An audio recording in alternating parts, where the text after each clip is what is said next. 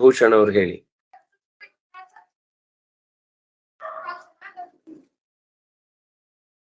ಅಪ್ಯೌಷಧಾನಾಂ ಗಂಧೇನ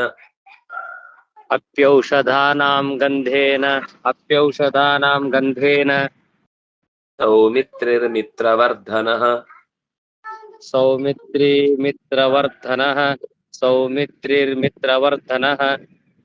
ಪ್ರಸನ್ನೋ ಮಾರುತಿಂ ಪ್ರೇಕ್ಷ್ಯ ಅಲ್ಲ ಸರ್, ಅಕ್ಷತ ಪ್ರೋತ್ಥಿತ ಏನೋದ ಸರ್. ಅಕ್ಷತ ಪ್ರೋತ್ಥಿತೋ ವೀರಃ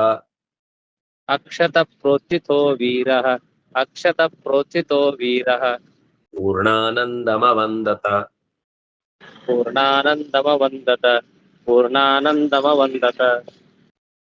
ಔಷಧಾನಾಂ ಗಂಧೇನ ಅಪಿ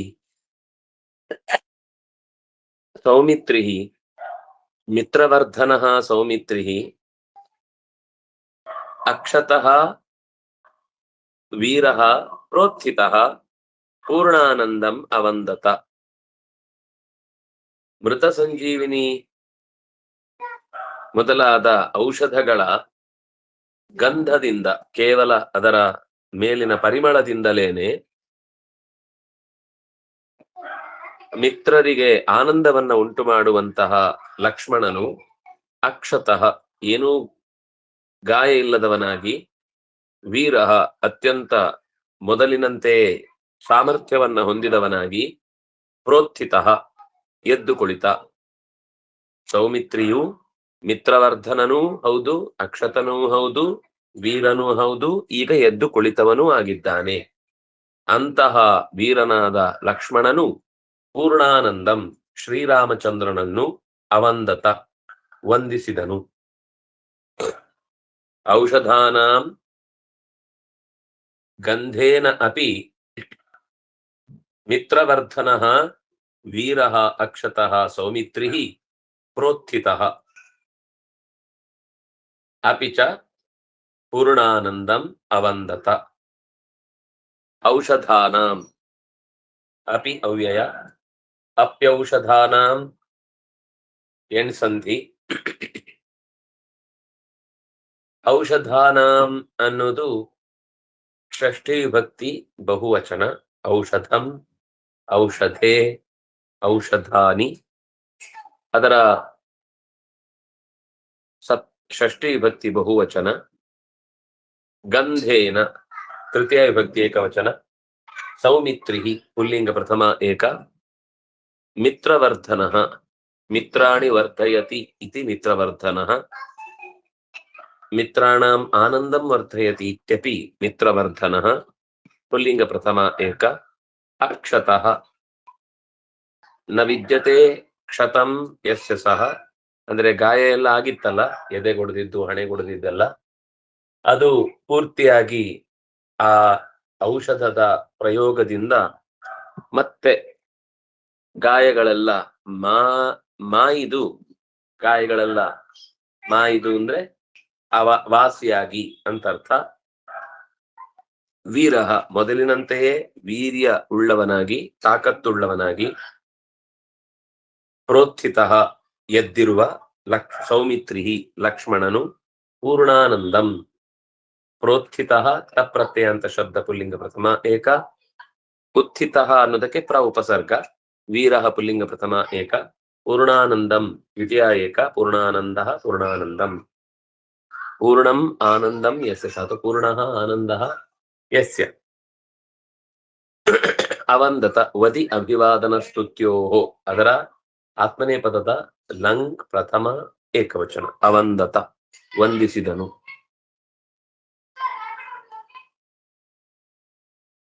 ವಾರುಣಿಯವರು ಹೇಳಿ. ಶ್ಯಾಮಲಾಂಗಂ ಶಬಲಯನ್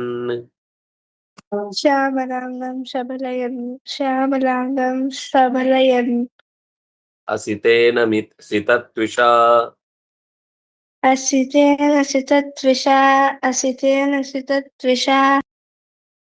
ಪ್ರಸನ್ನೋ ಮಾರುತಿಂ ಪ್ರೇಕ್ಷ್ಯ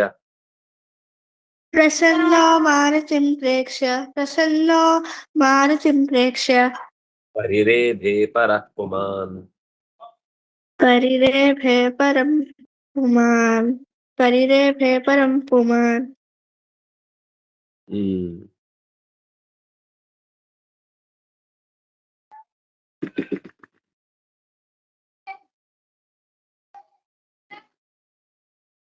ಸೌಮಿತ್ರಿಯು ಅಣ್ಣನನ್ನು ಬಂದು ನಮಿಸಿದಾಗ ಏನಾಯ್ತು ಅಂತ ಹೇಳ್ತಾ ಇದ್ದಾರೆ.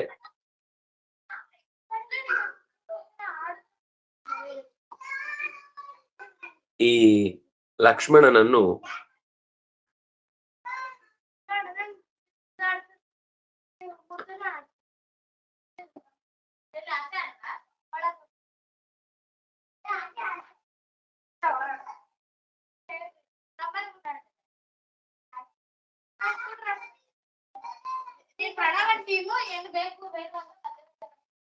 ಹನುಮಂತ ತಕ್ಷಣವೇ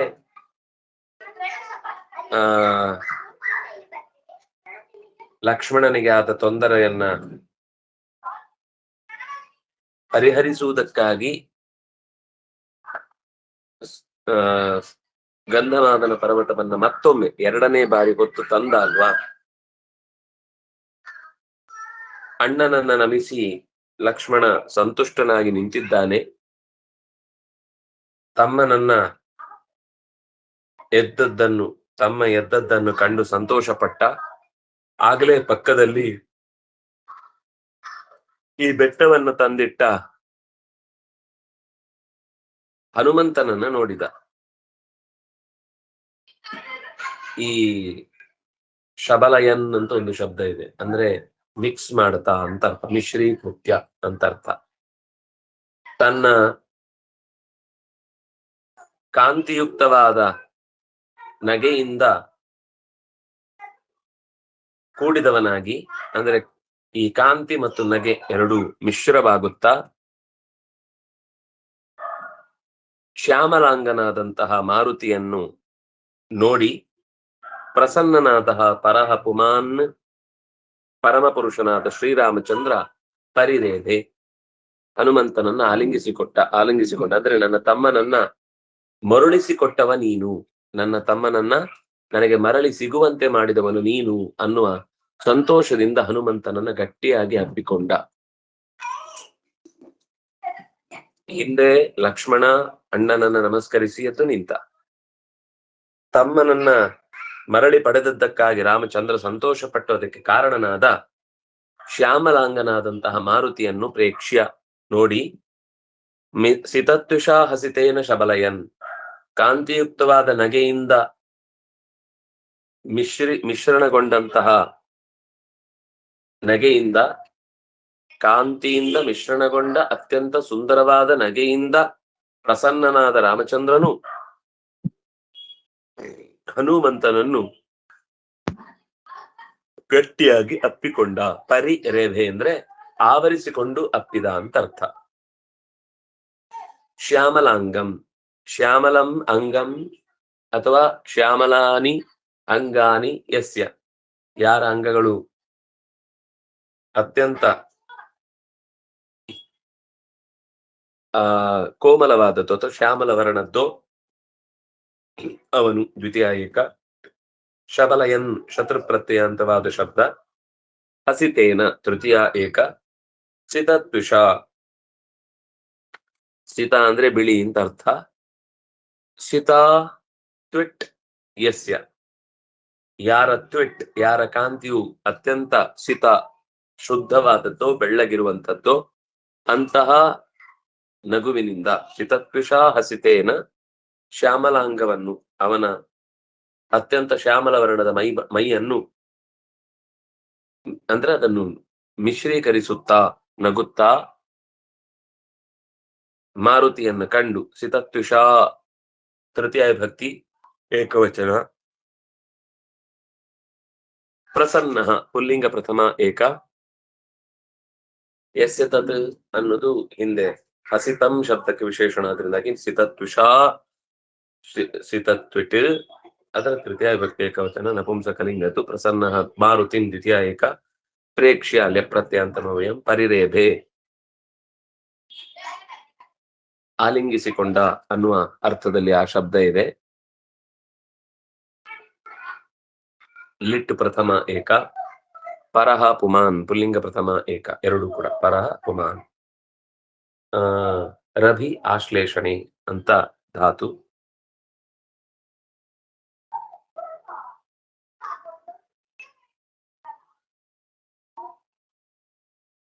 ಕ್ಷಮಂತವ್ರು ಹೇಳಿ.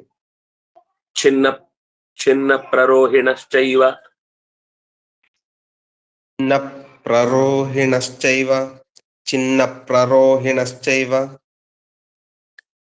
ವಿಶಲ್ಯಾ ಪೂರ್ವವರ್ಣಿನಃ, ವಿಶಲ್ಯಾಃ ಪೂರ್ಣವರ್ಣಿನಃ, ವಿಶಲ್ಯಾಃ ಪೂರ್ವವರ್ಣಿನಃ, ಔಷಧೀನಾಂ ಪ್ರಭಾವೇನ, ಔಷಧೀನಾಂ ಪ್ರಭಾವೇನ, ಔಷಧೀನಾಂ ಪ್ರಭಾವೇನ, ಸರ್ವೇಪಿ ಹರಯೋ ಭವನ್. ಸರ್ವೇಪಿ ಹರಯೋ ಭವನ್, ಸರ್ವೇಪಿ ಹರಯೋ ಭವನ್.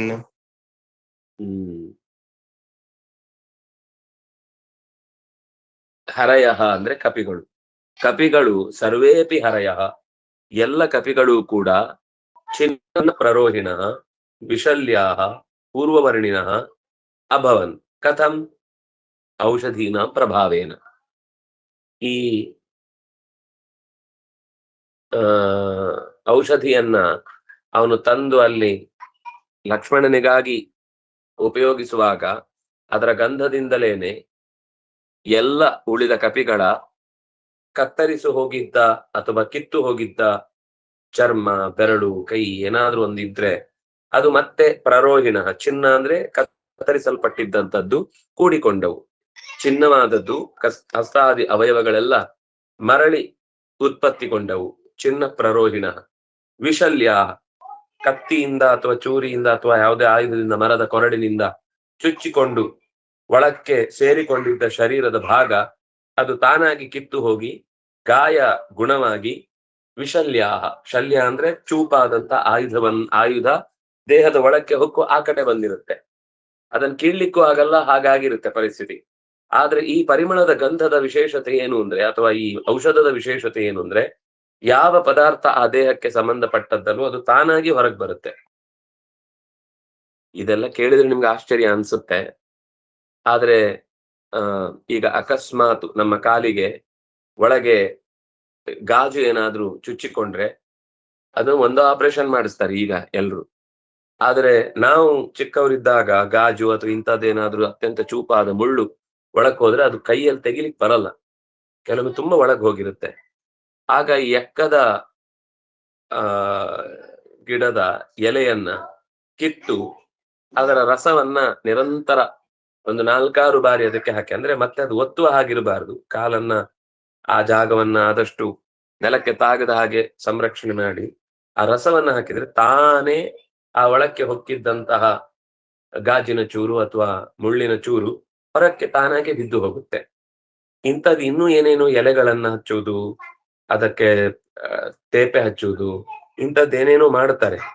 ಮಾಡಿ ಒಳಗೆ ಆ ಚುಚ್ಚಿಕೊಂಡಂತಹ ವಸ್ತು ತಾನಾಗಿ ಹೊರಕ್ಕೆ ಹೊರಟು ಹೋಗುವ ಹಾಗೆ ಮಾಡುವ ಇದು ಆಪರೇಷನ್ನೇ ಇಲ್ಲ.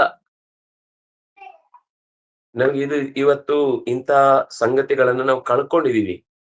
ವಸ್ತುತಃ ಅಂತಹ ಅನೇಕ ಗಿಡಮೂಲಿಕೆಗಳ ಪರಿಚಯ ನಮಗಿಲ್ಲ. ಇದು ವಿಜ್ಞಾನದಿಂದ ನಾವು ಏನ್ ಮಾಡಿದ್ರು ಇದನ್ನ ಹೇಗೆ ಆಗುತ್ತೆ ಅಂತ ಕೇಳಿದ್ರೆ ಅದಕ್ಕೆ ಉತ್ತರ ಇಲ್ಲ. ಆದ್ರೆ ಅನುಭವಕ್ಕೆ ಬರುವಂತದ್ದು ಇಲ್ಲಿ ಹೇಳುವಂತದ್ದು ಚಿನ್ನ ಪ್ರರೋಹಿಣ ಮತ್ತು ವಿಶಲ್ಯ. ಒಳಗೆ ಚುಚ್ಚಿಕೊಂಡಿದ್ದ, ಈಗ ಬುಲೆಟ್ ಎಲ್ಲ ಸಿಕ್ಕಿ ಹಾಕಿಕೊಂಡ್ರೆ ಅದನ್ನ ತೆಗೆದ್ರೆ ಸಾಯ್ತಾರೆ ಅಂತ ಅವ್ರ ಜೀವಮಾನ ಪೂರ್ತಿ ಅದರಲ್ಲೇ ಓಡಾಡ್ತಿರ್ತಾರೆ. ಅಂದ್ರೆ ನಮ್ಗೆ ಇವತ್ತ ಆಪರೇಷನ್ ಮಾಡಿದ್ರೆ ಸಾಯ್ತಾರೆ. ಆಪರೇಷನ್ ಮಾಡದೆ ಇದ್ರೆ ವಿಷ ಅದು ಓಪನ್ ಆಗದೆ ಇದ್ರೆ ಏನಾಗಲ್ಲ, ಅದ್ರೊಳಗೊಂದು ವಿಷ ಇರುತ್ತೆ ಆ ಬುಲೆಟ್ ನಲ್ಲಿ ಒಳಗಿನಿಂದ. ಅದು ಪೂರ್ತಿ ಹೊರಗೆ ಬರ್ಲಿಲ್ಲ, ಅದರಿಂದಾಗಿ ಓಪನ್ ಆಗಿರಲ್ಲ ಅದ್ರೊಳಗಿನ ವಿಷ. ಯಾವತ್ತಾದ್ರೂ ಅವರಿಗೆ ತೀವ್ರವಾದ ಘಾಸಿಯಾದ ಪ್ರಕರಣಗಳು ನಡೆದು ದೇಹಕ್ಕೆ ಪೆಟ್ಟಾದಾಗ ಅದು ಓಪನ್ ಆದ್ರೆ ಅವ್ರು ಸಾಯ್ತಾರೆ. ಏನೇನೋ ಪ್ರಕರಣಗಳು ಇರ್ತವೆ, ಅದ್ರಲ್ಲಿ ನಂಗೆ ಅದರ ಒಳಗಿನ ಮೆಕ್ಯಾನಿಸಮ್ ಅಷ್ಟು ಅಸ್ಪಷ್ಟ. ಆದ್ರೆ ಅದನ್ನ ತೆಗಿಲಿಕ್ಕೆ ಬರುವಂತಹ ಒಂದು ವ್ಯವಸ್ಥೆ ನಮ್ಮಲ್ಲಿ ಇತ್ತು, ನಾವಿವತ್ತು ಅದನ್ನ ಕಳ್ಕೊಂಡಿದ್ದೇವೆ. ಆದ್ರೆ ಆಯುರ್ವೇದದಲ್ಲಿ ಆ ಒಳಗೆ ಚುಚ್ಚಿಕೊಂಡಂತಹ ಶಲ್ಯ ಅದಕ್ಕೆ ಹೊರಗೆ ಒಂದು ಪಟ್ಟಿ ಹಾಕೋದ್ರಿಂದ, ಕೇವಲ ಅದರ ಮೇಲೆ ಏನೂ ಪ್ರಯೋಗ ಮಾಡದೆ ಕೇವಲ ಅದಕ್ಕೊಂದು ಪಟ್ಟಿ ಹಾಕೋದ್ರಿಂದ ಆ ಒಳಗಿನಿಂದ ಇಡೀ ಆ ಶಲ್ಯ ತಾನಾಗೆ ಹೊರಕ್ಕೆ ಕಿತ್ತು ಬಂದು ಗಾಯ ಗುಣವಾಗುವಂತಹ ವ್ಯವಸ್ಥೆ ಇತ್ತು. ಈಗಲೂ ಸೂಕ್ಷ್ಮವಾಗಿ ಕೆಲವನ್ನು ಮಾಡ್ತಾರೆ, ಆದ್ರೆ ಅದು ಈ ಬುಲೆಟ್ ಇದ್ದ ಅಂತದ್ದೆಲ್ಲ ಹೊರಗೆ ಹೇಗ್ ಬರುತ್ತೆ ಅನ್ನೋದು ನಂಗೆ ಗೊತ್ತಿಲ್ಲ ಹೇಗ್ ಮಾಡ್ತಾರೆ ಅಂತ. ಆದ್ರೆ ಅಂತದ್ದೊಂದು ವ್ಯವಸ್ಥೆ ಇತ್ತು ಅನ್ನೋದು ನಮ್ಗೆ ಇಲ್ಲಿ ಗೊತ್ತಾಗುತ್ತೆ. ವಿಶಲ್ಯ ಇದು ಕೇವಲ ಕಾಲ್ಪನಿಕ ಅಲ್ಲ, ಸಣ್ಣ ಮಟ್ಟದಲ್ಲಿ ಇದನ್ನ ನಾವು ಇವತ್ತಿಗೂ ನೋಡ್ಲಿಕ್ಕೆ ಬರುವಂತದ್ದು. ಆದ್ರೆ ಇಡೀ ದೇಹವನ್ನೇ ಭೇದಿಸಿಕೊಂಡು ಹೋದದ್ದನ್ನು ಹೇಗೆ ಆ ಒಳಗಿನಿಂದ ಅದು ಘಾಸಿಗೊಳಿಸದೆ ಗಾಯ ಮಾಯುವ ಸ್ಥಿತಿ ಹೇಗೆ ಅಂತ ನಮಗೆ ಅರ್ಥ ಮಾಡಿಕೊಳ್ಳೋದು ಸ್ವಲ್ಪ ಕಷ್ಟ ಇರಬಹುದು. ಪೂರ್ವವರ್ಣಿನ ಸ್ವಾರಸ್ಯ ಇನ್ನೊಂದೇನಂದ್ರೆ ಪೂರ್ವವರ್ಣಿನ. ಈಗ ಒಂದು ಗಾಯ ಆದ್ರೆ ಅದು ಗುಣ ಆದ್ರೆ ನಮ್ಗೆ ಏನಿರುತ್ತೆ ಅಂದ್ರೆ ಅಲ್ಲಿ ಗಾಯದ ಕಲೆ ಇರುತ್ತೆ. ಆದ್ರೆ ಈ ಔಷಧವನ್ನ ಬಳಸಿದ್ರೆ ಆ ಗಾಯ ಮೊದ್ಲು ಆಗಿತ್ತು ಅನ್ನೋದಕ್ಕೆ ಸುದ್ದಿ ಇರುವುದಿಲ್ಲ. ಈಗಲೂ ಕುಂಕುಮಾದಿ ತೈಲ ಅಂತ ಒಂದು ಬರುತ್ತೆ. ಈ ಕಜ್ಜಿ ಗಿಜ್ಜಿ ಆದ್ರೆ ಸಾಮಾನ್ಯ ಅದು ದೇಹದ ಮೇಲೆ ಕಲೆ ಉಳಿಸಿ ಹೋಗುತ್ತೆ. ಆದ್ರೆ ಆ ಗಾಯ ಗುಣವಾಗ್ತಾ ಇರುವ ಹಾಗೆ ಆ ಕುಂಕುಮಾದಿ ತೈಲವನ್ನ ಬಳಸಿ ಮೈಯ ಆ ಗಾಯ ಇದ್ದ ಜಾಗಕ್ಕೆ ಅಥವಾ ಕಜ್ಜಿಗಳು ಮಾಯುವ ಜಾಗಕ್ಕೆ ಹಚ್ಚಿದ್ರೆ ಚರ್ಮ ಮೊದಲಿನಂತಾಗುವಂತದ್ದನ್ನು ನಾವು ನೋಡ್ತೇವೆ. ನಮ್ಗೆ ಗಡಿಮದ್ದು ಅಂತ ಒಂದಿತ್ತು, ಈಗಲೂ ಮಾಡ್ಬೋದು, ಏನ್ ಕಷ್ಟದ್ದಲ್ಲ ಸಂಗತಿ. ಗಾಯ ಆದ್ರೆ ಅದನ್ನು ಹಚ್ಚುತ್ತಿದ್ರು. ಎಷ್ಟು ದೊಡ್ಡ ಡೀಪ್ ಗಾಯ ಆಗಿದ್ರು ಕೂಡ ಅದು ಕೂಡಿಕೊಂಡ ಮೇಲೆ ಅದರ ಕಲೆಯು ಕೂಡ ದೇಹದ ಮೇಲೆ ಉಳಿತಿರ್ಲಿಲ್ಲ. ಸುಟ್ಟ ಗಾಯ ಚರ್ಮ ಎದ್ದು ಹೋದ್ಮೇಲೆ ವಾಪಸ್ ಚರ್ಮ ಕೂಡಿದ್ರು ಒಂದ್ ರೀತಿ ಕಲೆ ಅದರಲ್ಲಿ ಸ್ಪಷ್ಟವಾಗಿ ಕಾಣುತ್ತೆ. ಆದ್ರೆ ಅದು ಕಾಣದ ಹಾಗೆ ಮಾಡ್ಲಿಕ್ಕೆ ಆ ಮದ್ದನ್ನ ಹಚ್ಚಿದ್ರೆ ಅದೇನಿಲ್ಲ, ತೆಂಗಿನ ನೀರನ್ನ ಅಂದ್ರೆ ಬಲಿತ ತೆಂಗಿನ ನೀರನ್ನ ಚೆನ್ನಾಗಿ ಒಣಗಿಸಿದಾಗ ಅದ್ರಲ್ಲೊಂದು ಮಡ್ಡಿ ತರ ಬರುತ್ತೆ, ಕಪ್ಪಾಗಿರುತ್ತೆ. ಚೆನ್ನಾಗಿ ಒಣಗಿಸ್ಬೇಕು. ಒಣಗಿಸುವುದು ಅಂದ್ರೆ ಆ ನೀರು ಪೂರ್ತಿ ಒಣಗಿ ಕೇವಲ ಹಿಂಡಿ ಕಪ್ಪು ಕಿಟ್ಟ ತರ ಇರುತ್ತೆ. ಅದು ನೀರಿರುತ್ತೆ ಸ್ವಲ್ಪ. ಅದನ್ನ ಆ ಗಾಯಕ್ಕೆ ಹಚ್ಚಿದ್ರೆ ಆ ಗಾಯ ಅದರ ಗುರುತೇ ಇಲ್ಲದಂತೆ, ಗಾಯ ಆಗಿದೆ ಅನ್ನುವ ಗುರುತೇ ಇಲ್ಲದಂತೆ ಇವತ್ತಿಗೂ ದೇಹದಲ್ಲಿ ಪೂರ್ವವರ್ಣಿನ ಮೊದಲ ದೇಹದ ಚರ್ಮದ ವರ್ಣ ಏನಿತ್ತೋ ಅದೇ ವರ್ಣದಿಂದ ಮತ್ತೆ ಕಂಗೊಳಿಸುವಂತಾಗತ್ತೆ. ಔಷಧೀನಾಂ ಪ್ರಭಾವೇನ, ಎಲ್ಲ ಕಪಿಗಳು ಕೂಡ ಈ ಔಷಧದ ಪ್ರಭಾವದಿಂದ ಹರಯ ಪೂರ್ವವರ್ಣಿನ ಅಭವನ್, ಹರಯ ವಿಶಲ್ಯಾ ಅಭವನ್, ಹರಯ ವಿಚ್ಛಿನ್ನ ಪ್ರರೋಹಿಣ ಅಭವನ್. ಗಾಯ ಹೋಯ್ತು, ಶರೀರ ಮೊಳೆಯಿತು, ಚರ್ಮದ ಮೊದಲ ಬಣ್ಣವೇ ಮರಳಿ ಬಂತು. ಇದಿಷ್ಟು ಕೂಡ ಔಷಧಿಗಳ ಪ್ರಭಾವದಿಂದ ಅಂತ ಹೇಳ್ತಾ ಇದೆ.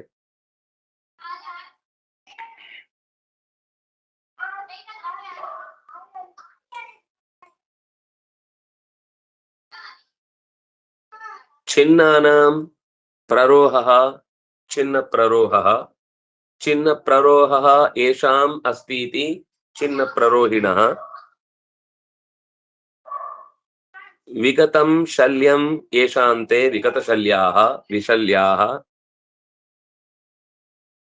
पूर्वः वर्णः येषामस्तीति पूर्ववर्णिनः. ಮೂರು ಕೂಡ ಪ್ರಥಮ ವಿಭಕ್ತಿ ಬಹುವಚನ. ಔಷಧೀನಾಂ ಷಷ್ಠಿ ವಿಭಕ್ತಿ ಬಹುವಚನ. ಪ್ರಭಾವೇನ ತೃತೀಯ ವಿಭಕ್ತಿ ಏಕವಚನ. ಸರ್ವೇ ಅಪಿ ಸರ್ವೇಪಿ ಪೂರ್ವರೂಪ. ಸರ್ವೇ ಪ್ರಥಮ ವಿಭಕ್ತಿ ಬಹುವಚನ. ಅಪಿ ಅವ್ಯಯ. ಹರಿಃ ಹರಿ ಹರಯಃ ಪುಲ್ಲಿಂಗ ಪ್ರಥಮ ಬಹು. ಅಭವನ್ ಭೂ ಸಪ್ತಾಯಾಂ ಲಂಗ್ ಪ್ರಥಮ ಬಹು.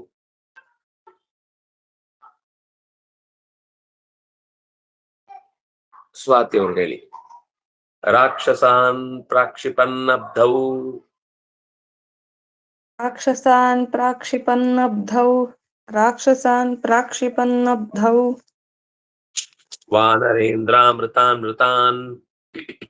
ವಾನರೇಂದ್ರಾಮೃತಾನ್ ವಾನರೇಂದ್ರಾಮೃತಾನ್ ರಾಮಾಜ್ಞಯಾ ತತಸ್ತ್ವೇತೆ, ರಾಮಾಜ್ಞಯಾ ತತಸ್ತ್ವೇತೆ, ರಾಮಾಜ್ಞಯಾ ತತಸ್ತ್ವೇತೆ, ನಾಜೀವನ್ನೌಷಧೈರಪಿ, ನಾಜೀವನ್ನೌಷಧೈರಪಿ, ನಾಜೀವನ್ನೌಷಧೈರಪಿ.